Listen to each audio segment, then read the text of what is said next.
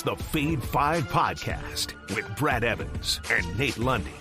Place your bets, you jackwagons! Brad the Big Noise Evans here, joined by the good son, Nathaniel Lundy. 'Tis indeed another edition of the Fade 5 Podcast. We got a lot of action to discuss, and will the Nuggets actually win a game in the NBA playoffs? I think, Lundy, you see the answer there on your screen if you're watching on YouTube, what his gut reaction is to that question. But let's first and foremost hop aboard the Honk Plus Bus, good sir, and uncover our favorites.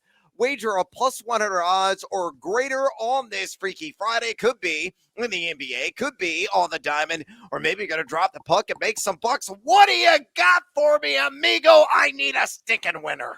I got a handful of plus odds stuff to be able to share with you on today's podcast, but I want to start off with a guy.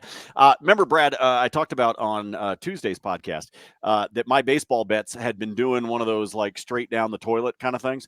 Yeah. We were hanging out in the sewers with the gators and the rats that were the and size. the Ninja Turtles. Oh yeah, we were really, really sucking hind tit.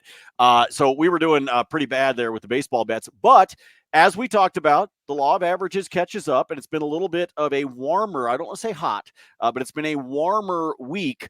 And one of the guys that has been helping me build that up is Marcell Ozuna of your Atlanta Braves. And look, you and I have mentioned this on the podcast a lot. When it comes to this Atlanta team, sometimes it is very difficult because there's so much firepower on this team. And so you wind up having to be like, well, do I go with Olsen? Was it Riley's day? Like, what's going on with Acuna? It can be all over the board with these guys. But Marcell Ozuna is en fuego right now. I actually took him earlier this week for a home run. He hit not one, but two. So that was a very nice cash when it came down to Wednesday. Now you take him. He's on the road. He's going up against the Mets. This guy doesn't have one, not two, not three. He's got 7 RBI in the month of May so far. So here's the way that I'm going to wind up playing this one. You can get him for an RBI. Actually, that's a typo on the screen. It's plus 159, not 139. It is plus 159 at Caesars for an RBI. Thank you. Fix that for me while I continue to blab. Here's the reason why I really like playing this one. On Wednesday, when I played him for the home run, it was plus 250, okay, because of the streak he's been on and how good he's been for Atlanta. So what I'm doing here is I'm going, all right, maybe he doesn't go yard against the Mets. Maybe that doesn't happen. But 7 RBI so far in the month of May, and I'm giving up less than $1 difference in what I got him for on the home run. So I'm going to play him on the RBI instead. I might decide to sprinkle something on a home run. Chances are I won't, at least in this first game on Friday. But at plus 159, if Riley's on base in front of him, Olsen, somebody's sitting there, remember, sack fly, boom, I got my RBI even if he doesn't wind up putting it safely in play. So I really like this one today at a plus 159. Definitely going to play it. Like the idea of Atlanta putting some runs on the board against this Mets squad. Yeah, and stick around. Going to have more action in that game in the Fade 5 countdown here momentarily. But I digress on the plus bus.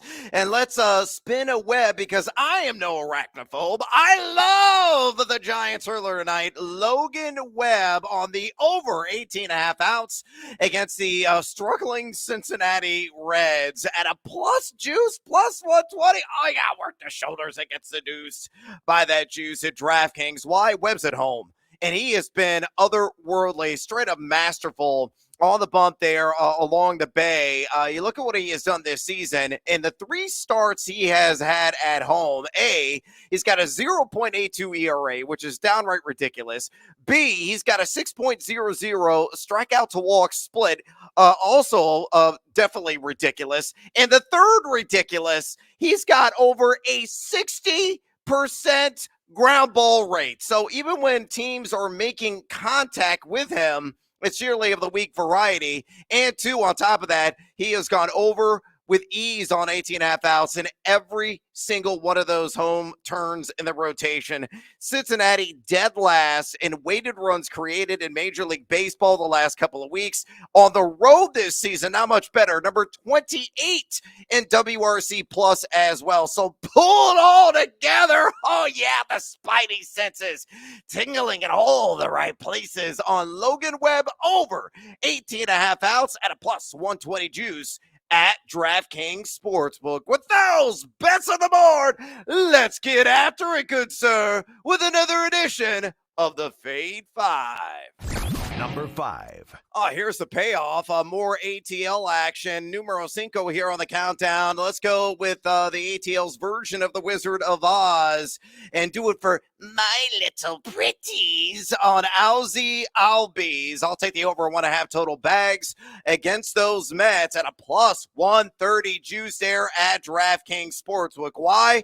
He tees off against LHP. He's batting .321 this season. And most importantly, Jose Quintana is the scheduled pitcher for the New York Mets, and the history for Albies is storied against Jose Quintana. Trademark, I have to say it that way. 7 for 13 lifetime with a pair of home runs and a 1,725 OPS. That is utterly ridiculous. More ridiculousness. That's really the theme of the podcast so far today.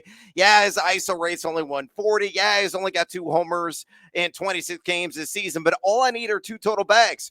Could be a couple of singles, could split a gap and get on a double. Maybe he legs out a triple. It doesn't matter. It's all about playing that history card against Jose Quintana. And again, with him going against a southpaw pitcher, a port sider, usually punishes them. So with all of those tools in the box, give me the over 1.5 total bases on Aussie Albies against the Mets, plus 130 at DraftKings. Lundy, fade or follow. Well, look, I need somebody on base, right, to be able to help out my boy Azuna when we're talking about that RBI. Oh, so look at you correlate, synergize, and bring it all together. We're coming together on this one. No, I like this a lot. I think this is a great matchup for Atlanta against the Mets. I think we're going to see some runs get scored, and so let's put it all together. I talked to you about Azuna. Let's go with Albies. I don't know. Maybe we same game parlay and put them both together. Oh, that'd be so sexy. Follow the Yellow Brick Road. Follow the Yellow Brick Road because.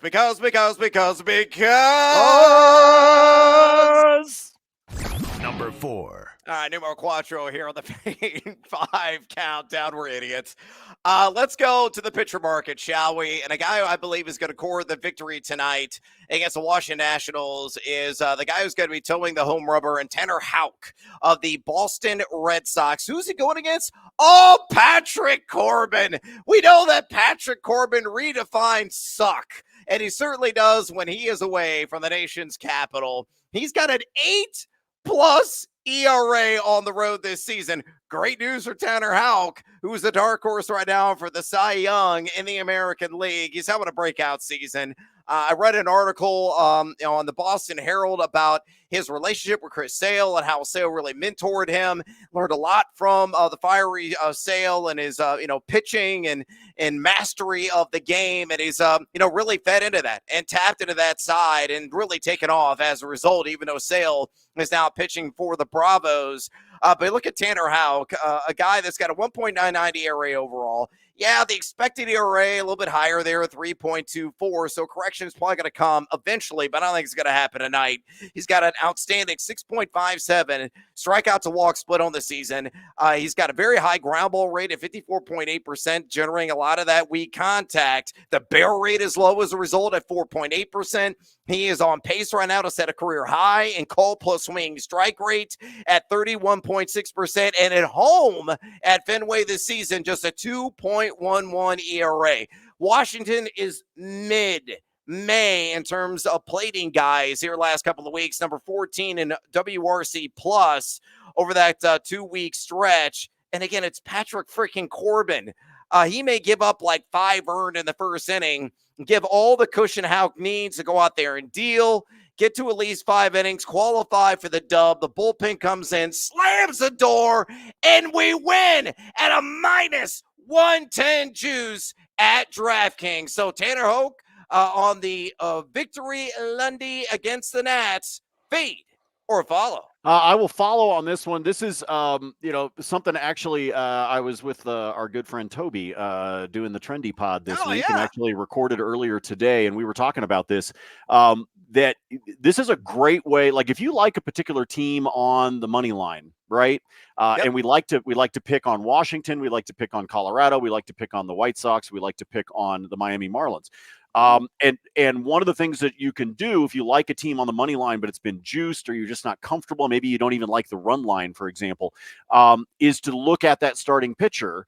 If you believe that you've got an opportunity for them to get some run support early on, take the pitcher to record the W because you're going to get the better number than you are if you just take the money line, right? It's a way for you to shave something down from something that could be juiced up to the, minus 175, minus 180. But if you go after the starting pitcher, you wind up getting a little bit better payday if you believe you're going to get the run support. So this is a great example of that, right? You brought something into the minus 110 territory as opposed to having to pay more if all you're trying to do is play Boston on the money line. You're not going to get a whole lot there. So find a way that you can play it and play it to the positive. This is a smart way to be able to do it. So I like this one. And frankly, standard juice at minus 110 is an easy payday. Park all the cars in Harvard Yard with Tanner Houck. Get that dub. Number 3. Numero Trace here on the Fade, a 5 countdown. Let me already tease it. Let's stay in the victory market and apply it to Ranger Suarez of the Philadelphia Phillies. Who's he playing? The Miami Marlins. So you naturally got to fade. Yeah, it's a road matchup, but it's plus 105 at DraftKings for him to get the W. And I think it's highly acquirable because look at what Ranger Suarez has done this season. He has won 6 of 7 starts this year. He is very much in the conversation through a little bit over a month of the regular season in the NL Cy Young race. And somebody who's certainly a dark horse there. May not be a name brand, but man, he is really spinning the baseball and popping mitts here in the process. 1.29 road ERA this season, 1.72 ERA overall, 2.24 expected ERA, so really not that far off of where he should be. But here is what is most astounding about his production on the road. Lundy, this is real. I had to do like a triple take to make sure I, rub the eyes and was seeing it clearly. He's got a 17-1. Let me repeat that. 17-1 strikeout to walk split on the road this year. So a guy that's sitting, all his spots, just peppering the zone. He's getting all the run support in the world as well. Outstanding 28.5 call plus swinging strike rate. Zone percentage at 51.7 on the season. I think he's going to get all the run support in the world because the Philadelphia bats, even without Trey Turner lined up out with that hamstring injury, they're still cracking. It's the freaking Marlins. They're god-awful, even though they're playing better offensively.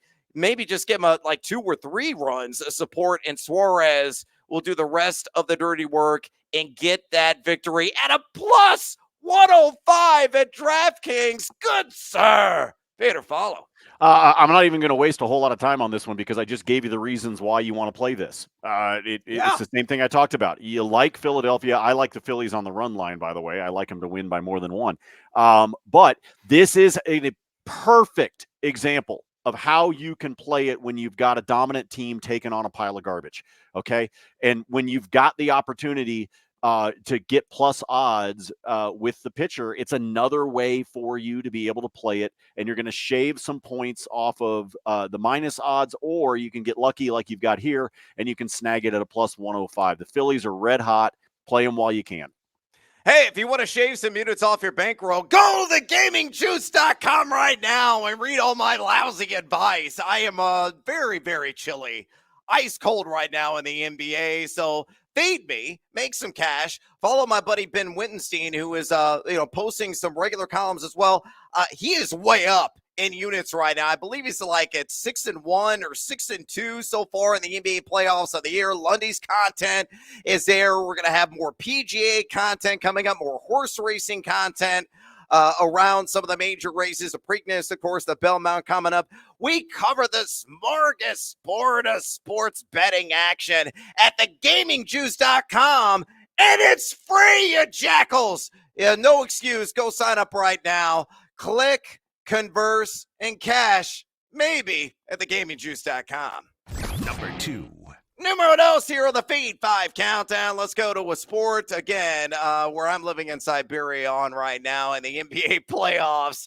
And hopefully I'm going to make up, some of the ground lost in the units that have disappeared from my accounts. So on this SGP in game numero 3 between the Knicks and the Pacers, maybe come with me. Give me Jalen Brunson, 30 or more points. And we're going to go with the unrelated approach. And I've actually written about that strategy on thegamingjuice.com. You can read that article, apply it to the baseball. We can really apply it to all the sports.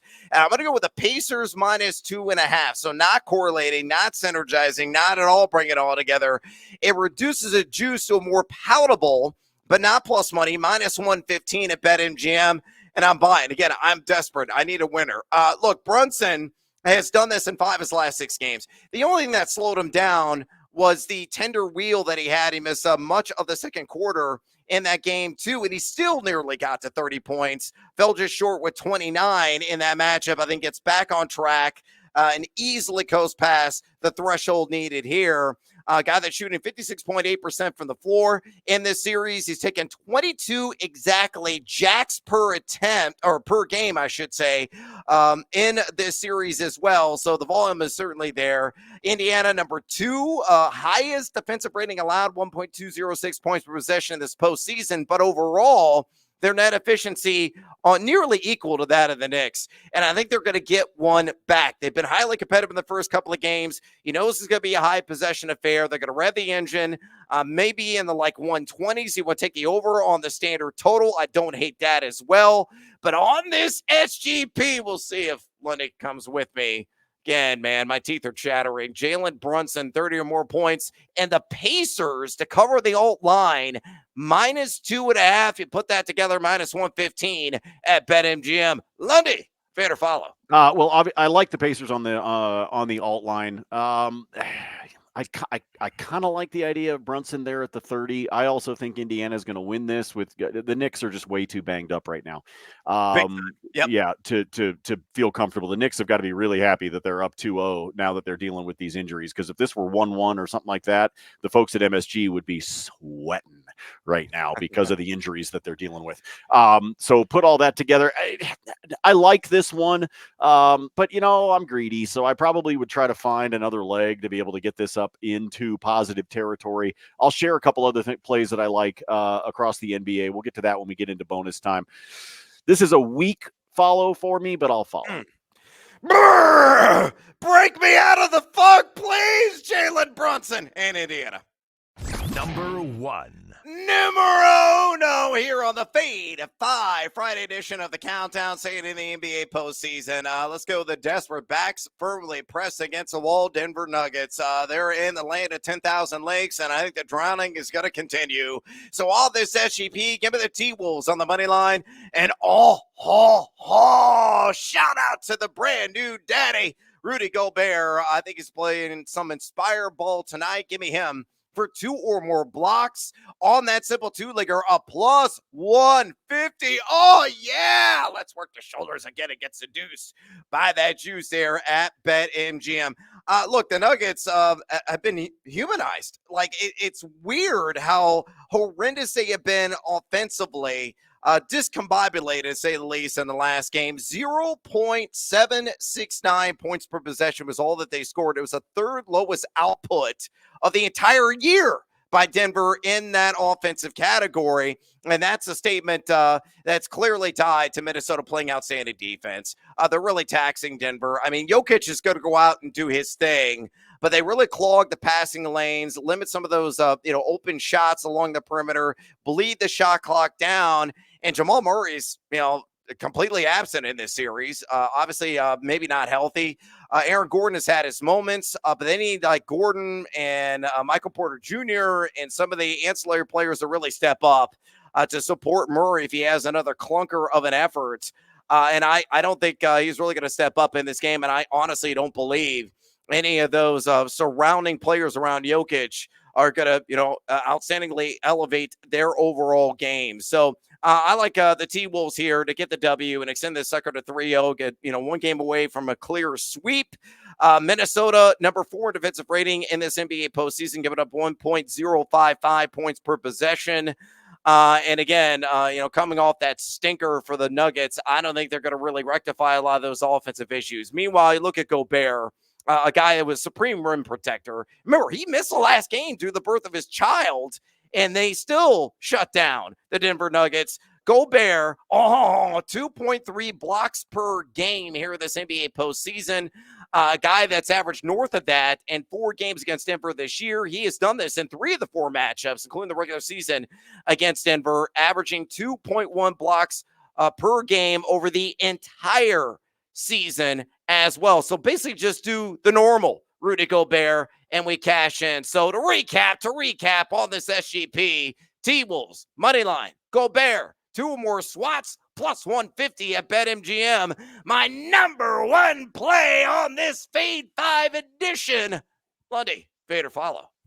Follow all day long. The Nuggets are toast, folks. I told you that on Tuesday on the pod. Yeah.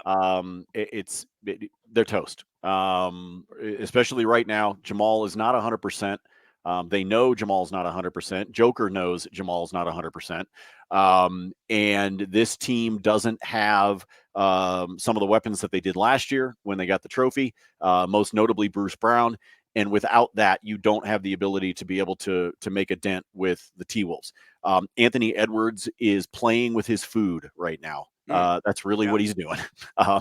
He's just like, he's making a mountain out of the mashed potatoes. He's got like a little river of gravy coming. He's playing with his food, folks. Look at the look on his face. He's dominating this team and he's dominating the playoffs right now. So you put all of that together. I love the Gobert, even though you spelled his name wrong on the screen. I did. I forgot the R. Let me correct that. Hold on. Let's just keep correcting all of our typos today on the screen. Let's go ahead and do that as opposed to go bet. But look, the Nuggets are in trouble. So take the T-Wolves, enjoy it. Take the run while you can. There's a couple of bets for the Nuggets tonight that I like. The problem is some of them are juiced up. If you're looking for an SGP play, by the way, that you want to work in here, the over-under on Aaron Gordon's rebounds is way juiced because I think it's sitting at like 5.5. But you could easily make that a part of an SGP tonight, folks. Take him for like 5+ boards, and make that one of the legs that you're doing, and you'll be able to add an extra juice in there because he is going to keep hitting the boards. He was really, in my opinion, kind of an X factor for the Nuggets in this series.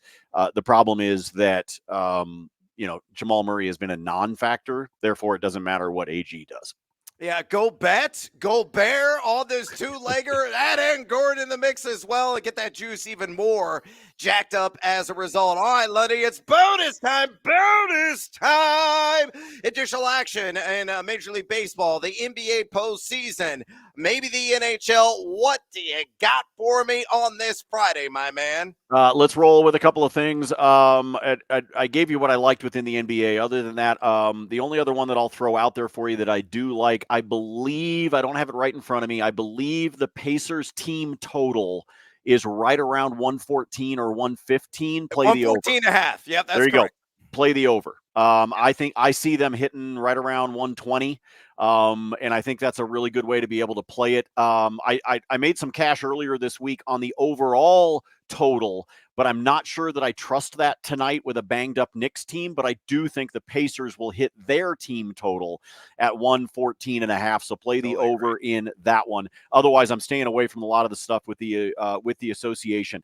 Let me go back to Major League Baseball. I did this earlier this week. It was part of the podcast, part of the trendy podcast that I did with Toby. And as you know, Brad, because you've been a guest with him before, he does a bet category called Heater, where you basically bet something at the beginning of the week and you stick with it. Yep. Mine this week has been Adolis Garcia's HRR. And so far this week, we are 2-2 with him on that one. However, on one of the days, if you recall, on Tuesday, it was 2.5, and I still played the over at plus odds, and he did it, without a hit. Wow. How about that?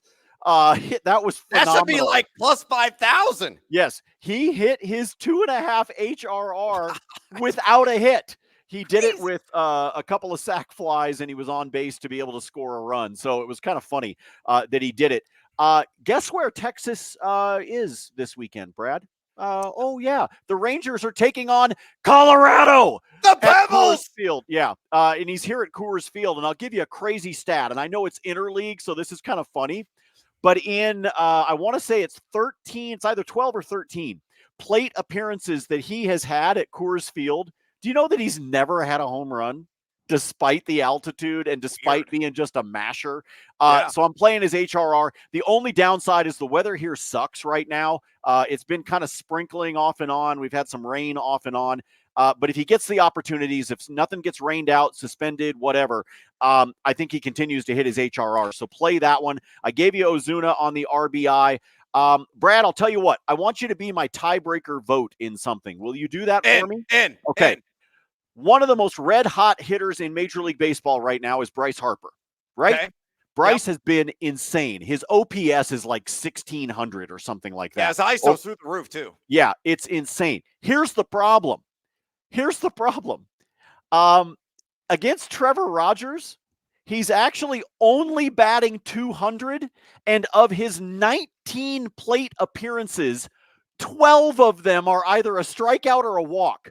So I can't decide whether I want his total bases because it's plus 140. And I want so badly to play it because he has been red hot. But for whatever reason, Trevor Rogers keeps getting the better of him. So right now, I cannot decide what I want to do with Bryce Harper. You are my tiebreaker, my friend. Do we take his total bases or do we hold off and maybe play it on Saturday or on Sunday? Lundy, truth be told, I wrote him down today on the Live on the Line episode. I don't think we're actually going to get to the segment, so I was going to leave this on the cutting room floor, so I'm glad you brought this to my attention. I'm going to give you one stat, and this is going to push you probably to the, let's go ahead and take this prop side of things. Against left-handed hitters this season, Trevor Rogers has given up a 2.16 home run per 9 mark. Whew. And considering that his ISO, Harper's is 262, the highest he's had since 2021. He's got 9 home runs in 34 games, and 2 that, Rogers is really strong against left-handed hitters. That's all the evidence you need. There you go. So I will go ahead and play it because I mean, look, you're not usually going to get Harper on his total bags at that kind of plus odds. Maybe you get it at plus 110, maybe plus 105, something like that. The other thing that we could hope for when it comes to Harper, by the way, is that maybe Rogers gets run early. And then you wind up into the pen with the Marlins, and then they take off from there. So there you go. There's my tiebreaker vote. Like I said, plus 140, man, for him on his total bags. And it's just it's so tempting with the way his ISO and his OPS is right now. There's going to be another one that I'll put on the spreadsheet, folks. So go over to X, follow me at Nate Lundy. I've got a 4-leg alt strikeout prop that I don't really want to do a whole bunch of time because I know you've got TV coming up, but here's the legs in it. Lance Lynn, Taj Bradley, Framber Valdez, and Javier Assad. Each of those guys, their standard strikeout prop is like at 4.5 or 5.5. I brought them all down to 3.5 and took the over. Okay. I did that one at ESPN Bet, and it comes out to be plus 164.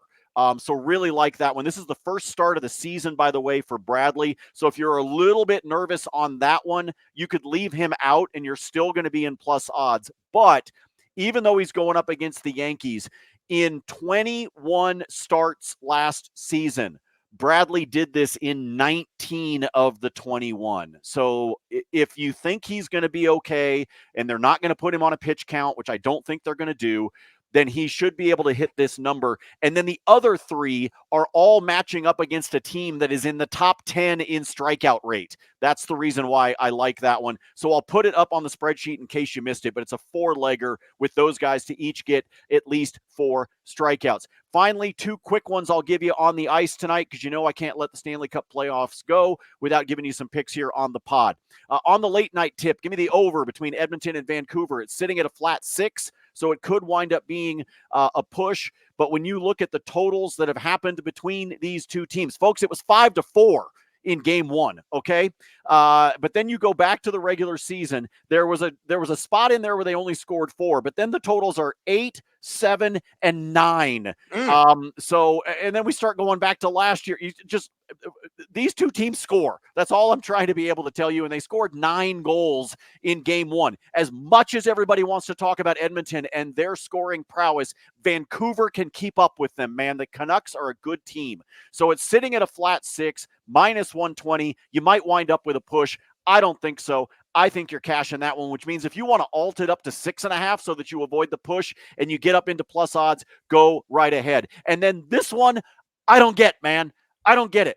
Boston is one of the best teams at home over the course of the last 5 years. The Bruins are so damn good at the Garden. Damn it, they are good when they are playing on home ice, okay? They are plus 105 on the money line tonight.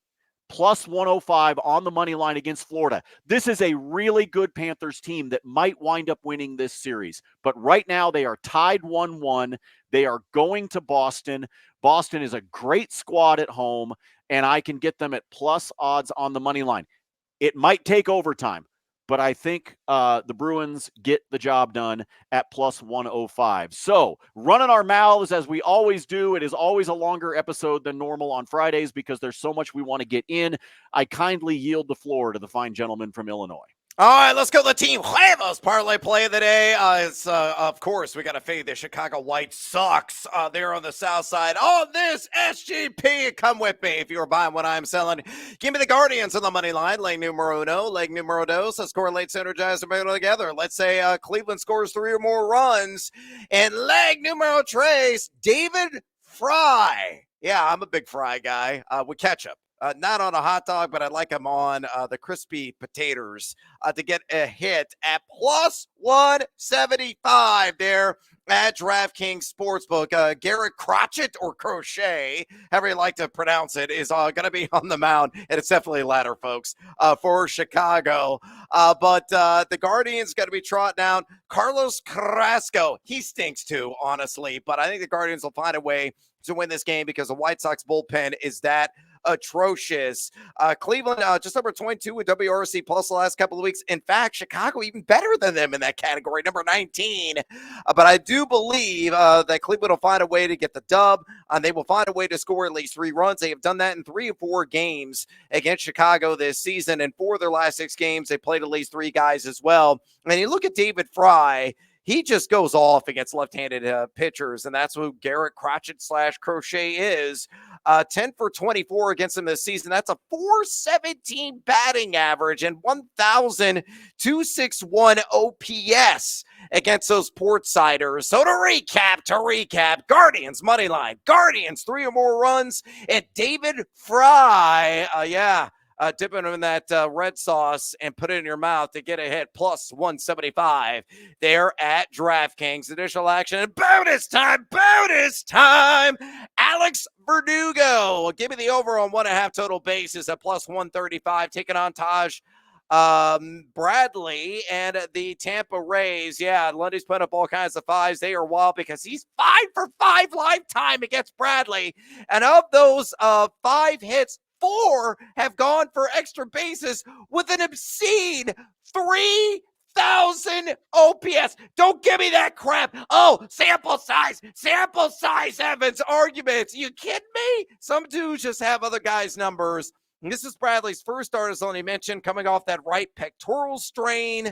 I know that Verdugo's only done this 1 time in the month of May, but he's got to double up that number. Give me the over 1.5 total bases for him at a plus 135 juice there at DraftKings Sportsbook. At BetMGM, give me the under on Tyler Glasnow walks, and that is 1.5 against the San Diego Padres. San Diego was one of the league leaders in the base on balls percentage category last season because I had some dude named Juan Soto on the roster. He's in New York now, so we switched coasts, and they're not drawing as many of those free passes as last year. In fact, over the last couple of weeks, they're dead last in Major League Baseball, and base on balls percentage, getting that free passes 4.9% of their plate appearances. Glasnow's been under this in 50% of his starts, so 4 of 8 this year. I know he had 4 walks issued against San Diego, but that was the first start of the year. He's still kind of going through the motions, finding his stuff. He's been lights out here of late. He's only got a 1.5 road ERA. This game being played in San Diego, and he is going to be splendid with that pinpoint command and control. Give him the under on 1.5 walks. Again, minus 115 there at BetMGM. All right, I'm out of breath. We are out of time here on the Feed 5 podcast. Do me a major favor, and Lundy as well. Hey, go to thegamingjuice.com, sign up for a free account, and read all of our awesome free content every single day. Our spreadsheets are there with all of our free picks posted for your perusal. Also, drop us a rating and a review of this podcast right here. And Feed or follow us on the X. We're always trying to give it to you at Nate Lundy and at Noisy Huevos. For the outstanding Nate Lundy, who's going to get drunk tonight because he's going to have to somehow stomach the Denver Nuggets game against Minnesota. I'm Brad Evans. Until next time, as always, feed or follow. That is up to you.